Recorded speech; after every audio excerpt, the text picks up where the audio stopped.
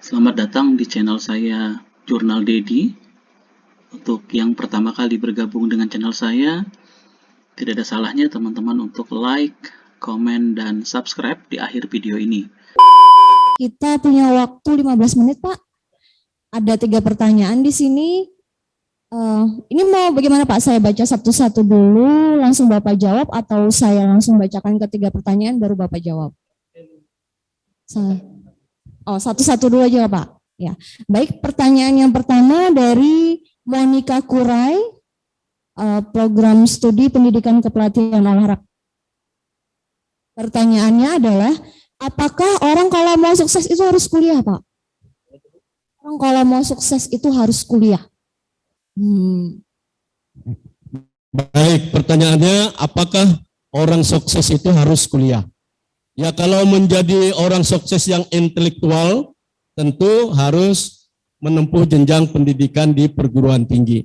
Tapi kalau mau sukses yang tidak berhubungan dengan akademik, ya bisa saja. Banyak orang sukses hanya lulusan SD, ada juga. Jadi pengusaha misalnya, karena modalnya banyak, harta warisannya banyak, ya, uangnya banyak, tinggal menggunakan. Ya. Banyak ada orang yang sukses tanpa meraih atau tanpa melalui jenjang pendidikan perguruan tinggi. Ada, tapi itu langka. Harus punya modal. Ya. Nah, kalau kita tidak punya modal uang banyak, ya kita bagaimana kiatnya mencari uang yang banyak itu dulu. Nah, lalu kita berusaha misalnya, akhirnya kita menjadi pengusaha yang sukses.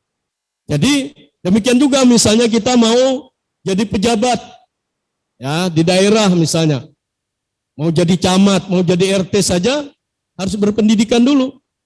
Ya. Biasanya kalau di kampung-kampung kan sarjana itu masih langka gitu. Ya, yang banyak lulusan SD atau tidak lulus SD.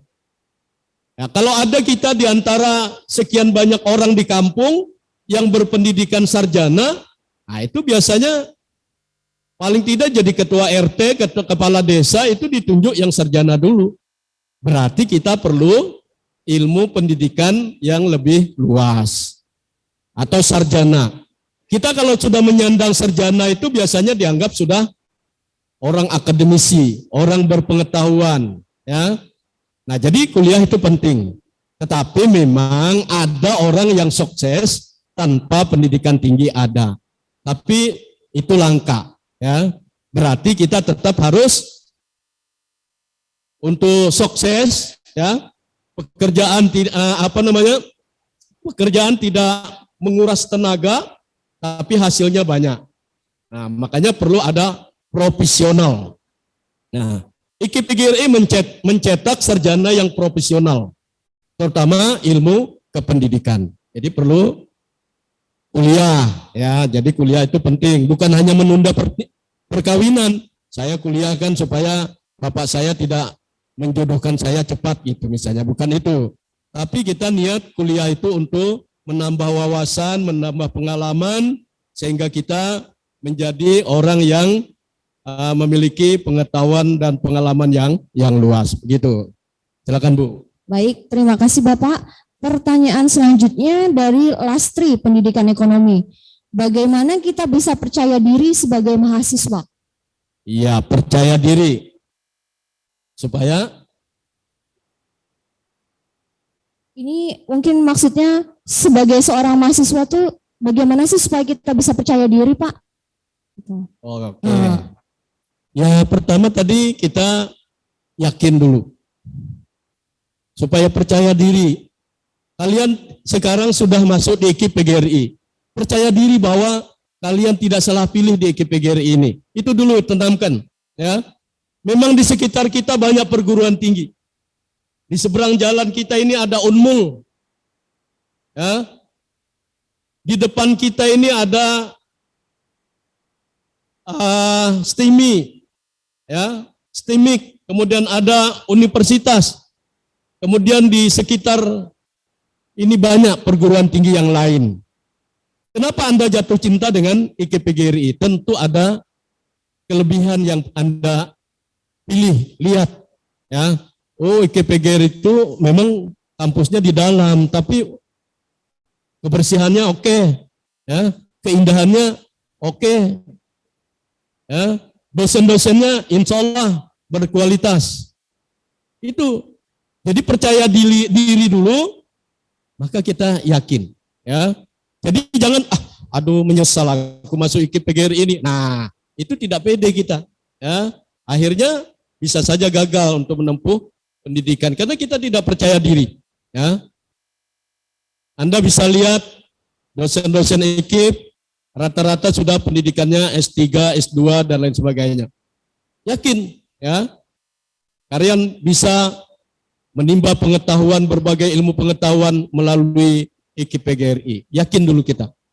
Jadi itu yang harus kita tanamkan supaya kita ini percaya diri, ya. Jadi percaya diri itu penting. Tapi kalau udah kita loyo, ya tampilan kita, makanya kita di sini setiap kegiatan resmi pakai alma mater, ya. Kita perkuliahan dengan cara daring seperti ini, tapi tampilan Anda tetap berbusana yang rapi, ya. Jangan out-outan, pakai bedak basah misalnya, nempel. Nah, itu tidak bisa seperti itu. Jadi kita disiplin berpakaian, ya, tampilan, ini penting, ya, supaya kita menjadi percaya diri. Ya, mungkin itu Bu. Ya. Baik, jadi intinya yakin dulu Pak ya. Yakin dulu. Yakin dulu. Ya. Baik, pertanyaan yang terakhir dari Patrisius, Pendidikan Kepelatihan Olahraga. Pertanyaannya adalah, kenapa kebanyakan mahasiswa yang sudah sukses belum dapat pekerjaan? Ya, apakah hal ini disebabkan karena di Indonesia belum ada lapangan pekerjaan? Dan kita meraih sukses itu kan butuh banyak pengorbanan.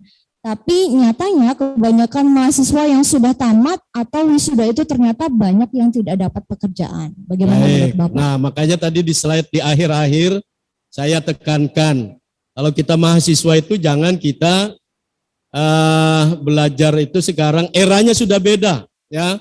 Dulu kalau zaman saya tahun 80-an, mau cari pekerjaan, mau jadi guru itu ditawar-tawarkan.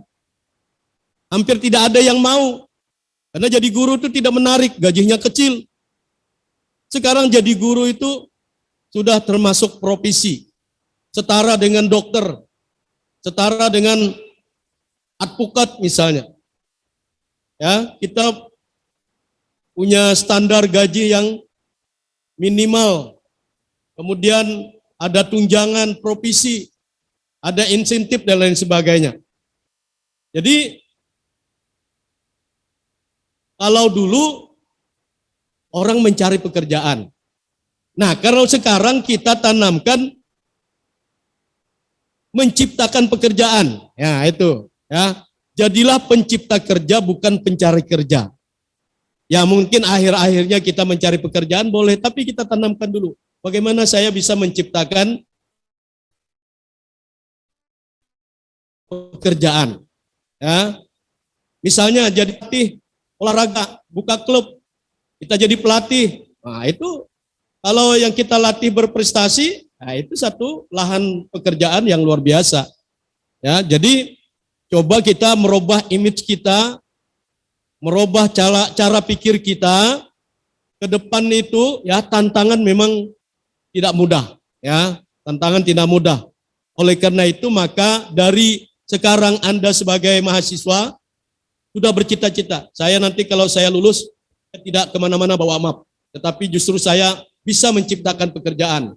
Ya, nah, kita di IKIP ini juga melatih mahasiswa untuk bisa berwirausaha, untuk bisa bekerja mandiri dan lain sebagainya. Ya memang tidak menutup kemungkinan kalau mau bekerja misalnya melamar banyak, ya. Nah, oleh karena itu maka sebenarnya seorang mahasiswa itu tidak cukup hanya bawa satu lembar ijazah, tetapi ada SKPI-nya, ada sertifikatnya yang dia miliki. Apalagi di era kampus merdeka ini, mahasiswa itu diajak untuk menambah wawasannya. 20 SKS satu semester untuk menempuh jenjang bekerja, menimba pengalaman, ada kesempatan. Jadi jangan hanya bawa ijazah 1 lembar dengan transkripnya, tapi tidak memiliki sertifikat keahlian. Nah ini, makanya nanti kalian silakan berkomunikasi dengan para dekan, para kaprodi, bagaimana supaya mahasiswa kita ini, sekarang ada program pemerintah dengan Merdeka Belajar Kampus Merdeka, ayo kita bersama-sama. Kalian bisa masuk di perusahaan, bisa menimba pengalaman di perusahaan, bahkan bukan saja mengeluarkan uang, dia mendapatkan uang. Ya, nah ini, jadi kita sangat membuka. Kebetulan ini program unggulan kita, ya, Kampus Merdeka. Saat ini mahasiswa kita banyak yang mengikuti kampus mengajar di berbagai sekolah. Ya, ada yang di pedalaman, di Ulu Mahakam, diberikan uang saku, diberikan uang transport, ya, itu luar biasa. Ya. Bahkan sekarang Merdeka Belajar untuk bekerja di perusahaan-perusahaan yang bertaraf nasional bahkan internasional. Ada peluang. Nanti silakan kalau sudah kuliah aktif berhubungan dengan saya, bagaimana kita mampu mahasiswa kita ini untuk ikut program pemerintah Kampus Merdeka Belajar. Gitu ya. Jadi nanti boleh saja kita mencari pekerjaan kalau kita sudah memiliki keahlian dengan dibuktikan sertifikat. Ya, ini penting. Ya. Tapi kalau bawa lamaran hanya ijazah dengan transkrip dengan ACP pribadinya, wah, tempat yang kita tuju itu bertanya-tanya, kamu punya keahlian apa? Ya. Mana buktinya kalau kau punya ahli? Nah, itu dicari. Jadi SKPI itu penting. Ya, ini yang perlu saya ingatkan dengan mahasiswa, ya, supaya nanti kita sama-sama maju, ya, sama-sama maju untuk harapan kita alumni IKIP-PGRI tidak ada yang pengangguran, tidak ada yang menambah pengangguran, khususnya di Kalimantan Timur. Mungkin seperti itu. Baik, terima kasih banyak Bapak Elba. Jadi inti dari materi pertama kita hari ini adalah bahwasanya yang disebut dengan sukses itu adalah harus punya cita-cita, bisa mencapai cita-cita, serta berhasil dan menikmati keberhasilan atas pencapaian cita-cita tersebut.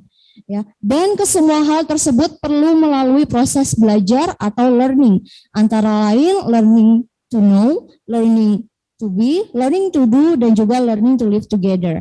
Nah, selain belajar, untuk menggapai cita-cita kesuksesan tersebut harus juga dibarengi dengan kedisiplinan, konsistensi, pengetahuan, keyakinan, tindakan, serta kesehatan jasmani dan rohani.